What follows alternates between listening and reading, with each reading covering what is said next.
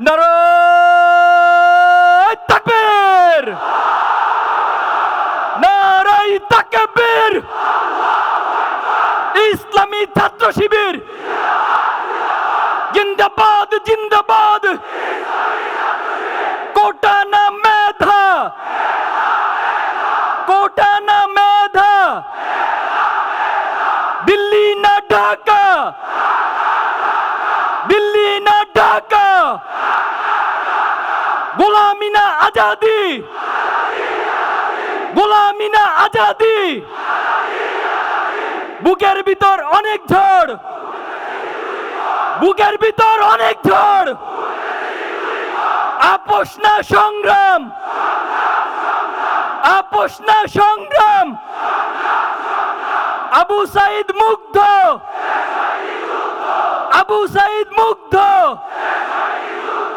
আমার ভাইয়ের রক্ত, আমার ভাইয়ের রক্ত, হাদি ভাইয়ের রক্ত, শহীদদের রক্ত। আমরা সবাই হাদি হব, যুগে যুগে লড়ে যাব।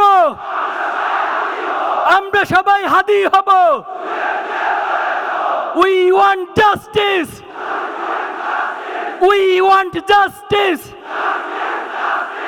Free, free, free, free, free, free, free, free, free, free, free, free. From the river to the sea, from the river to the sea, from the river to the sea. Inqilab, inqilab, inqilab, inqilab, inqilab, inqilab. শহীদের রক্তে মোড়ানো কাফেলা, আমাদের আবেগ ভালোবাসার নাম, হাজার হাজার মজলুমের হৃদয়ের অভিব্যক্তিতে যে নাম, বাংলাদেশ ইসলামী ছাত্র শিবির কেন্দ্রীয় সদস্য সম্মেলন 2025-এর প্রথম অধিবেশনের একেবারে শেষ প্রান্তে আমরা এসে পৌঁছেছি। আমাদের মাঝে উপস্থিত আছেন মোহতারাম আমিরে জামাত, আজকের প্রোগ্রামের সম্মানিত প্রধান অতিথি জনাব ডাক্তার শফিকুর রহমান, সম্মানিত অতিথিবৃন্দ, আমার প্রাণপ্রিয় সদস্য ভাইয়েরা। আমরা 2025 সালের একেবারে শেষ প্রান্তে এসে পৌঁছেছি। 2025 সাল আমাদের জন্য ছিল নেয়ামতে পূর্ণ একটি বছর। 2025 সাল ছিল আমাদের জন্য চ্যালেঞ্জিং একটা বছর। 2025 সাল ছিল আমাদের জন্য নতুন নতুন অভিজ্ঞতার সম্মুখীন হওয়ার বছর। আল্লাহ তাআলার একান্ত মেহেরবানিতে আমরা এই বছরটি অতিবাহিত করেছি। আল্লাহ তাআলা আমাদেরকে এই বছরে যতটুকু অর্জন করার সুযোগ দিয়েছেন তার জন্য আমরা আল্লাহর কাছে তাসবিহ করি, হামদ করি এবং আল্লাহর কাছে আমাদের নিজের অজান্তে যে ভুলগুলো হয়ে যায় সেটার জন্য আল্লাহর কাছে আমরা ক্ষমা প্রার্থনা করি। সংগ্রামী উপস্থিতি, ইসলামী ছাত্র শিবির 2025 সালের অর্জনের কথা যখন আসে তখন আমার মনে পড়ে শহীদ আব্দুল মালেক ভাইয়ের কথা। শহীদ আব্দুল মালেক ভাইয়ের রক্তরঞ্জিত ক্যাম্পাস থেকে ইসলামী ছাত্র শিবির যাত্রা শুরু করেছিল এবং সেই যাত্রা থেকে হাঁটি হাঁটি পাক পা করে আজকের এই দিন পর্যন্ত ইসলামী ছাত্র শিবির এসে পৌঁছেছে। আমাদের জন্য এই রাস্তাগুলো স্বাভাবিক পুষ্প বিছানো কোনো রাস্তা ছিল না, এই রাস্তাটা অনেক কণ্ঠকাকীর্ণ ছিল। আজকে যখনই 2025 সালের কোনো অর্জনের প্রসঙ্গ আসে তখন আমার শহীদ মীর কাশেম আলী ভাইয়ের কথা মনে পড়ে। শহীদ মীর কাশেম আলী ভাইয়েরা যে স্বপ্নগুলো দেখেছেন, যে স্বপ্নগুলো প্রজন্মকে দেখিয়েছেন, তিনি সবসময় একটি কথা বলতেন যে আমরা যে স্বপ্ন নিয়ে কাফেলার যাত্রা শুরু করেছি সেই স্বপ্নগুলো আমি আমার সন্তানের কাছে তুলে দিব। আমরা দিন বিজয়ের যে স্বপ্ন দেখেছি, আমরা বাংলাদেশে ইনসাফ প্রতিষ্ঠার যে স্বপ্ন দেখেছি, সেই স্বপ্নগুলো আমি আমার সন্তানের কাছে তুলে দিব, সে তার সন্তানের কাছে তুলে দিবে। এভাবে করে প্রজন্ম থেকে প্রজন্ম একটি পর্যায়ে সেই স্বপ্নগুলো বাস্তবে পরিণত হবে এবং সেই স্বপ্নগুলো দিন বিজয়ের অন্যতম ভূমিকা হিসেবে পালন করবে। সম্মানিত উপস্থিতি, আজকে ইসলামী ছাত্র শিবির অর্জনের প্রসঙ্গ আসলে শহীদ কামারুজ্জামান ভাইয়ের কথা মনে পড়ে। আজকে ইসলামী ছাত্র শিবির অর্জনের প্রসঙ্গ আসলে জুলাই এবং আগস্টের আগ পর্যন্ত 234 জন ভাইয়ের জীবন উৎসর্গের কথা মনে পড়ে। আজকে জুলাই এবং আগস্টে ইসলামী ছাত্র শিবিরের অসংখ্য ভাইদের জীবন দিয়েছেন। আজকে যখনই আমাদের অর্জনের প্রসঙ্গ আসে, জুলাই এবং আগস্টের সেই বিভীষিকাময় দিনগুলোর কথা মনে পড়ে। এখানে আমার ভাইয়েরা আছেন সকলে, আপনারা সেই দিনগুলো সাক্ষী। কেমন ছিল সেই দিনগুলো আমাদের জন্য? প্রতিটি দিন, প্রতিটি রাত আমাদেরকে শাহাদাতের জন্য অপেক্ষা করতে হতো। যখন ইন্টারনেট শাটডাউন হয়ে গিয়েছিল, আমরা অফলাইনে যোগাযোগ করতে হয়েছে, অনেক রিস্ক নিয়ে যোগাযোগ করতে হয়েছে। বাসা থেকে অনেক দূর থেকে সিম, মোবাইল আলাদা করে সেখানে যোগাযোগ করতে হয়েছিল। প্রতিদিনই আমাদের কাছে কোনো না কোনো শাহাদাতের সংবাদ আসতো। প্রতিদিনই বাংলাদেশের কোনো না কোনো প্রান্ত থেকে আমাদের ভাইয়েরা নির্মমভাবে আহত হওয়ার সংবাদ আসতো। কোথাও না কোথাও গ্রেপ্তার হয়ে নির্যাতনের রিমান্ডের খবরগুলো আসতো। এর মধ্য দিয়ে আমরা আজকের এই পর্যায়ে এসে দাঁড়িয়েছি। এই জুলাই এবং আগস্ট আমাদেরকে বাংলাদেশে নতুন করে একটি সম্ভাবনার ধার উন্মোচন করে দিয়েছে। জুলাই এবং আগস্ট এই ভূখণ্ডে আধিপত্যবাদী এবং ফ্যাসিবাদী শক্তির সকল সমীকরণগুলোকে ধ্বংস করে দিয়েছে। আজকে আমরা আমাদের সেই ত্যাগ, শহীদ এবং যাদের রক্তের বিনিময়ে, ত্যাগের বিনিময়ে আমরা এই অর্জনগুলো হয়েছে, আমরা তাদেরকে স্মরণ করছি, তাদের জন্য আল্লাহর কাছে দোয়া করছি। আল্লাহ যেন তাদেরকে শাহাদাতের মর্যাদা দান করেন। আমাদের আহত পঙ্গুত্ব বরণকারী যে ভাইরা রয়েছেন, আল্লাহ যেন আমাদের ভাইদেরকে সুস্থতা দান করেন। ইসলামী ছাত্র শিবিরের গুম হওয়া 7 জন ভাই রয়েছে। এই 7 জন ভাইয়ের কোনো সংবাদ আমরা পরিবারকে দিতে পারি না। পরিবারগুলো এখনো অপেক্ষায় থাকে। আমাদের আল মুকাদ্দাস ভাইয়ের ভাই, ছোট ভাই আমাকে মেসেজ করে প্রায় সময় যে ভাই, আমার কাছে মনে হয় যে আমার ভাই ফিরে আসবে। আমি ওনাদের বাড়িতে গিয়েছিলাম, ওনার আম্মা একই প্রশ্ন করেছিল আমাদেরকে, আমাদের সন্তান কি ফিরে আসবে না? তখন আমরা নিশ্চুপ হয়ে মাটির দিকে তাকিয়ে থাকা ছাড়া আমাদের কিছুই করার থাকে না। সম্মানিত উপস্থিতি, আজকে জুলাই এবং আগস্টের যে স্বপ্ন, সে স্বপ্নগুলো বাংলাদেশের জমিনে ইনসাফ প্রতিষ্ঠার মধ্য দিয়ে বাস্তবায়িত হোক, আমরা সেটা প্রত্যাশা করি। আমরা প্রত্যাশা করি বাংলাদেশে একটি ইনসাফের সমাজ হবে, যেখানে কোনো ভেদাভেদ থাকবে না। মানুষের অধিকার নিয়ে মানুষকে কষ্ট করতে হবে না, অধিকার সকলের দোরগোড়ায় পৌঁছে যাবে। আমরা এমন একটি সমাজের স্বপ্ন দেখছি এবং সেই সমাজের স্বপ্ন যারা দেখছি তাদেরকে নিজেদেরকে তৈরি করতে হবে। ইসলামী ছাত্র শিবির কেন প্রতিষ্ঠিত হয়েছিল? ইসলামী ছাত্র শিবির অনেক কারণ, অনেক বিষয়ে প্রতিষ্ঠিত হয়েছিল। এর মধ্যে অন্যতম কারণ ছিল কিছু বিশেষ ব্যক্তি, কিছু বিশেষ মানুষ তৈরি করা, কিছু সমাজের ক্রিম পার্সন তৈরি করা, যারা আবু বকরের উত্তরসূরি হবে, যারা ওমরের উত্তরসূরি হবে, যারা খালিদ বিন ওয়ালিদের উত্তরসূরি হবে, যারা সালাউদ্দিন আইয়ুবীর উত্তরসূরি হবে। এভাবে করে তারা পৃথিবীর নানা প্রান্তের যে সাহাবে আজমাইন ছিল এবং এই পৃথিবীতে ইনসাফ প্রতিষ্ঠার জন্য যারা ভূমিকা রেখেছিল, তাদের উত্তরসূরি হয়ে এই বাংলাদেশকেও তারা ইনসাফ প্রতিষ্ঠিত করবে। আমি আমার সদস্য ভাইদের প্রতি এই অনুরোধ রাখছি, আপনারা নিজেদেরকে এই বাংলাদেশ গড়ার জন্য এবং এই পৃথিবীতে সকল মাজলুমের পক্ষে দাঁড়ানোর জন্য, পৃথিবীকে একটি জুলুম মুক্ত পৃথিবী বানানোর জন্য, স্বপ্নের পৃথিবী বানানোর জন্য আপনারা নিজেদেরকে তৈরি করবেন এবং আগামী দিনের চ্যালেঞ্জ মোকাবেলার জন্য আমরা আমাদের সর্বাত্মক প্রচেষ্টা অব্যাহত রাখবো ইনশাআল্লাহ। যারা আমাদের বিরোধিতা করেন, আমরা তাদের উদ্দেশ্যে বলবো, আমরা কখনো কাউকে শত্রু মনে করি না, বরং আমরা সকলের জন্য আমাদের হৃদয়ে ভালোবাসা অনুভব করি। আমরা জানি যারা আমাদের শত্রুতা করে তারা না বুঝে সেটা করে, তারা হয়তো দুনিয়ার কোনো স্বার্থের কারণে সেটা করে।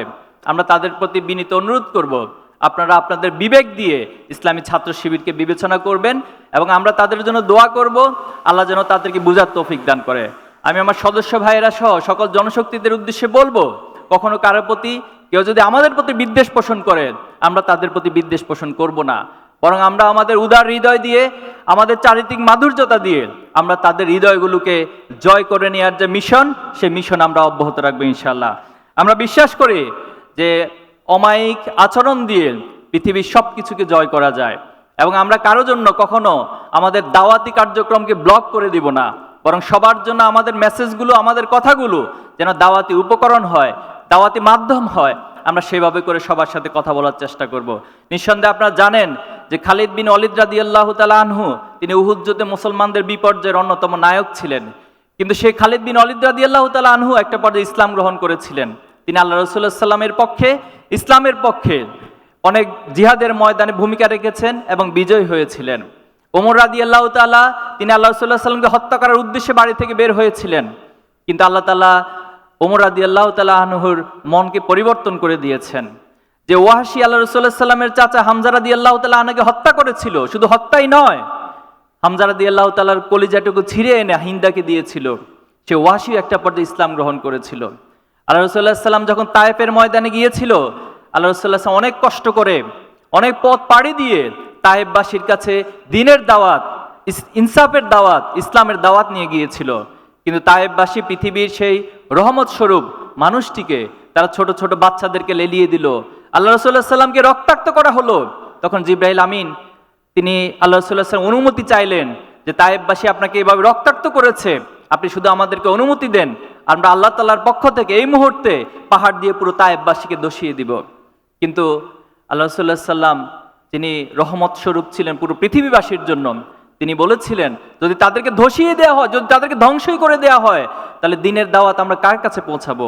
আমার বিশ্বাস একদিন তায়েফবাসী অবশ্যই বুঝতে পারবে এবং তারাও ইসলামের পথে শামিল হবে ইনশাআল্লাহ। আমরা সেই আদর্শকে লালন করে এই জমিনে যারা আমাদের বিরোধিতা করছে, আমরা তাদের জন্য আমাদের হৃদয়কে উন্মুক্ত রাখবো, প্রসারিত রাখবো, তাদেরকে দ্বীনের পথে আহ্বান করব। আমরা আমাদের চারিত্রিক মাধুর্যতা দিয়ে তাদেরকেও দ্বীনের পথে ইনশাআল্লাহ নিয়ে আসবো। আল্লাহ তাদেরকে কবুল করুন, আমিন। সম্মানিত ভাইয়েরা, আমরা সরকারের প্রতি উদাত্ত আহ্বান জানাবো যে জুলাই এবং আগস্টের বিপ্লবের মধ্য দিয়ে আপনাদেরকে সরকারে বসানো হয়েছে। আমরা এই কথাগুলো অনেকবার বলেছি। আপনারা স্বাভাবিক কোনো নির্বাচন, স্বাভাবিক কোনো প্রক্রিয়া ক্ষমতায় বসেন নাই। আপনারা আমাদের দেশের শত শত হাজার হাজার শিক্ষার্থীদের, আমাদের দেশের ছাত্রদের, যুবকদের, রিকশাওয়ালা, শ্রমিক, এই রক্তগুলো, এই জীবনগুলোর উপরে আপনারা ক্ষমতায় বসেছেন। তাহলে আপনারা সেই ক্ষমতায় বসে যদি আবার সে ফ্যাসিবাদ কায়েমের চিন্তা করেন, অথবা ফ্যাসিবাদী কায়েমি স্বার্থকে যে এস্টাবলিশমেন্ট রয়েছে তাদেরকে যদি সুযোগ দেন, তাহলে এটা শহীদদের সাথে প্রতারণা ছাড়া আর কিছু নয়। আমরা তাদের প্রতি উদাত্ত আহ্বান জানাবো, এই রক্তের সাথে বেইমানি করবেন না। এটা শুধু পরকালে শাস্তি পাবেন না, এ দুনিয়াতেও আপনাদেরকে শাস্তি পাইতে হবে। আজকে কতটা দুঃখের সাথে, কষ্টের সাথে আমাদেরকে দেখতে হচ্ছে, বলতে হচ্ছে, আমরা সময়ের মধ্যে অতিবাহিত করতে হচ্ছে। আমাদের জুলাই আন্দোলনের অন্যতম সহযোদ্ধা শহীদ শরীফ ওসমান বিন হাদিকে নির্মমভাবে হত্যা করা হয়েছে। এটা কিভাবে সম্ভব? এবং হত্যা করার পর আমরা জেনেছি ওনাকে গুলি করা হয়েছে 2টায়, অথচ বাংলাদেশের যে সীমান্তগুলো রয়েছে সেখানে নিউজ গিয়েছে সন্ধ্যা 7টার পর যে আপনারা পাড়ি বসান, চেকপোস্ট বসান। এ কেমন আচরণ করেছেন আপনি? তারা কিভাবে করে বাংলাদেশের বর্ডার পার হয়? তাহলে বাংলাদেশের বর্ডার পার হয়ে যে রাষ্ট্রে যাচ্ছে তাদেরকে কারা আশ্রয় দিচ্ছে? আজকে এই প্রশ্নগুলোর উত্তর অবশ্যই এই জাতিকে, এই প্রজন্মকে খুঁজে বের করতে হবে। আমরা কোনো ডিপ স্টেট এবং কোন কায়েমিবাদী স্বার্থের মধ্য দিয়ে বাংলাদেশে কেউ ক্ষমতায় যাবে, এটাই প্রজন্ম সহ্য করবে না। বাংলাদেশে যারাই ক্ষমতা যাবেন, এই প্রজন্মের পালসকে বুঝে, ছাত্র সমাজের পালসকে বুঝে, ছাত্র সমাজের সমর্থন নিয়ে তারপরে আপনাদেরকে ক্ষমতায় যেতে হবে। শহীদদের সাথে যদি কোনো গাদ্দারি হয়, আমরা বলছি আমরা এক একজন আবু সাইদ হয়ে যাব, আমরা এক একজন হাদি হয়ে যাব, কিন্তু এরপর শহীদদের স্বপ্নকে আমরা ধূলিসাৎ হতে দিব না। আমরা স্পষ্ট ভাষায় বলবো, অতি সত্বর শহীদ হাদি ভাইয়ের খুনিদেরকে গ্রেপ্তার করতে হবে। বাংলাদেশের সম্প্রতি তেজগাঁ কলেজে সাকিবুল হাসান রানা নামে একজন শিক্ষার্থীকে হত্যা করা হয়েছে, আপনারা জানেন, খুব বেশি আলোচনায় আসে নাই। কাদের হাতে হত্যা করা হয়েছে সেটাও এই জাতি জানে, কিন্তু দুর্ভাগ্য হচ্ছে মিডিয়াগুলো, প্রশাসন এই সাকিবুল হাসান রানার হত্যাকাণ্ডকে গোপন করেছে। এই রাষ্ট্রের জন্য আমরা জীবন দেই নাই, এই রাষ্ট্রের জন্য আমার শহীদ ভাইরা জীবন দেয় নাই। সাবধান হয়ে যান। আপনাদের উদ্দেশ্যে বলবো, সাবধান হয়ে যান, ভালো হয়ে যান। এই রাষ্ট্রের যে আকাঙ্ক্ষা, সে আকাঙ্ক্ষিত রাষ্ট্রকে বাস্তবায়ন করুন, তাহলে আমরা আপনাদেরকে সহযোগিতা করব। আর তার বিপরীত হলে অবশ্যই আমরা এই প্রজন্ম হাসিনাকে যেভাবে করে পতন করেছি, তার চেয়ে ভয়াবহ লেভেলে আপনাদের পতন হবে বলে রাখলাম। সংগ্রামে উপস্থিতি, আমাদেরকে শাহাদাতে নিয়ে, আমাদেরকে মৃত্যু নিয়ে, আমাদেরকে গুলি করা নিয়ে কেউ ভয় দেখাবেন না। আমরা পৃথিবীতে পা রেখেছি শাহাদাতের তামান্না নিয়ে। এই পৃথিবীতে ইনসাফ কায়েম হয়েছে শাহাদাতের উপর দিয়ে, রক্তের উপর দিয়ে। আগামী দিনে বাংলাদেশেও শাহাদাতের উপর দিয়ে ইনসাফ কায়েম হবে।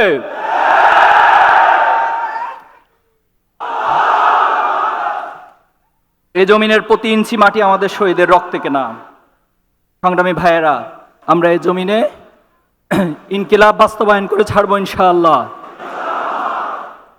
প্রিয় ভাইয়েরা, এই জমিনে ইনসাফ কায়েম হবে, ইনকিলাব কায়েম হবে। কিন্তু আমি ব্যক্তি যদি কোনো কারণে আল্লাহর কাছে প্রশ্নবিদ্ধ হয়ে যাই, যদি কাল কিয়ামতের মাঠে আল্লাহ তাআলা আমাকে কোনো প্রশ্ন করে বসেন, তাহলে আমার জন্য ইনকিলাব ব্যক্তির জন্য কোনো কাজে আসবে না। আল্লাহ রাসূলুল্লাহ সাল্লাল্লাহু আলাইহি ওয়াসাল্লাম একদিন সবাইকে প্রশ্ন করেছেন, এই দুনিয়ার সাথে আমার কি সম্পর্ক? তখন আল্লাহ রাসূলুল্লাহ সাল্লাল্লাহু নিজেই সেটার উত্তর দিয়েছেন একটা উপমার মধ্য দিয়ে। তিনি বলেছেন যে কোনো একজন পথিক যখন অনেক দূরবর্তী পথে যাত্রা করে, পথিমধ্যে তিনি একটি বৃক্ষ দেখতে পেল এবং সেই বৃক্ষের নিচে সামান্য কিছু সময় বিশ্রামের প্রয়োজন হলো, এবং বিশ্রাম করে তিনি আবার তার নির্দিষ্ট গন্তব্যের দিকে হেঁটে যান। রাসূল সাল্লাল্লাহু আলাইহি সাল্লাম বলেছেন, এই দুনিয়ার সাথে আমার সম্পর্ক হচ্ছে সে পথিকের অতি সামান্য কিছু সময় বৃক্ষের নিকট বিশ্রাম নেওয়ার মতো। আল্লাহ তাআলার কাছে এই দুনিয়ার মূল্য একটি মশার ডানার চেয়ে তুচ্ছ হিসেবে বিবেচিত হয়। আল্লাহ সাল্লাল্লাহু আলাইহি ওয়াসাল্লাম হাদিসে বলেছেন যে কোনো একজন ব্যক্তি যদি সমুদ্রের মধ্যে তার আঙ্গুলকে চুবিয়ে দেয়, চুবানোর পর যখন সে আঙ্গুল উত্তোলন করে, আঙ্গুলের মাথায় যে সামান্য পানি থাকে, আখিরাতের তুলনায় দুনিয়াটা হচ্ছে ততটাই নগণ্য। সংগ্রামী ভাইয়েরা আমার, আমরা আমাদের এই সকল প্রচেষ্টার মধ্য দিয়ে আল্লাহর কাছে একটা জিনিসে চাই, আল্লাহ যেন আমাদেরকে জান্নাতে শামিল করে নেন।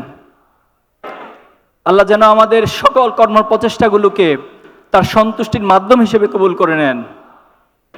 বিগত সময়ে ইসলামী ছাত্র শিবির যে পথ মাড়ি দিয়ে এসেছে, 2025 যতটুকু অর্জন হয়েছে, আগামী বছর আপনাদের সকলের প্রচেষ্টার মধ্য দিয়ে আল্লাহ তাআলা আমাদেরকে আরো অনেক অনেক বেশি অর্জনের সম্মুখীন করবে ইনশাআল্লাহ। আল্লাহ আমাদেরকে আরো অনেক অনেক অর্জনের দিকে, সফলতার দিকে ধাবিত করবেন ইনশাআল্লাহ। নাসরুম মিনাল্লাহি ওয়া ফাতহুন কারীব। সর্বশেষ আল্লাহ তাআলার কাছে একটাই ফরিয়াদ, আমাদের সব কিছুর বিনিময়ে আমাদের রব যেন আমাদের উপর সন্তুষ্ট হয়ে যায়। আমার রব যখন বলবে রাদিয়াল্লাহু আনহু ওয়া রাদু আনহুম, তখন আমার বান্দা হিসেবে, গোলাম হিসেবে আমার আর চাওয়া পাওয়ার কোনো কিছুই থাকবে না। আল্লাহ আমাদেরকে তার সন্তুষ্টির চিত্ত বান্দাদের কাতারে শামিল করে নিন। আল্লাহ তাআলা আমাদের সবাইকে তার জান্নাতে একসাথে করে শামিল করে নিন। আপনাদের সবাইকে অনেক অনেক ধন্যবাদ। মোহতারাম প্রধান অতিথি থেকে শুরু করে যত ভাইয়েরা এখানে এসেছেন, কষ্ট করে আমাদেরকে সময় দিয়েছেন, সাংবাদিক বন্ধুরা এসেছেন, আইন শৃঙ্খলা বাহিনীর ভাইয়েরা রয়েছেন, আমাদের ভাইয়েরা এই প্রোগ্রাম বাস্তবায়নের জন্য গত মাসব্যাপী অনেক কষ্ট করেছেন, শ্রম দিয়েছেন। আমি সবার জন্য আল্লাহ তাআলার কাছে উত্তম জাযার কামনা করছি। আপনাদেরকে ধন্যবাদ জানিয়ে আমাদের প্রথম অধিবেশন এখানেই সমাপ্ত ঘোষণা করছি। আসসালামু আলাইকুম ওয়া রাহমাতুল্লাহি ওয়া বারাকাতুহু।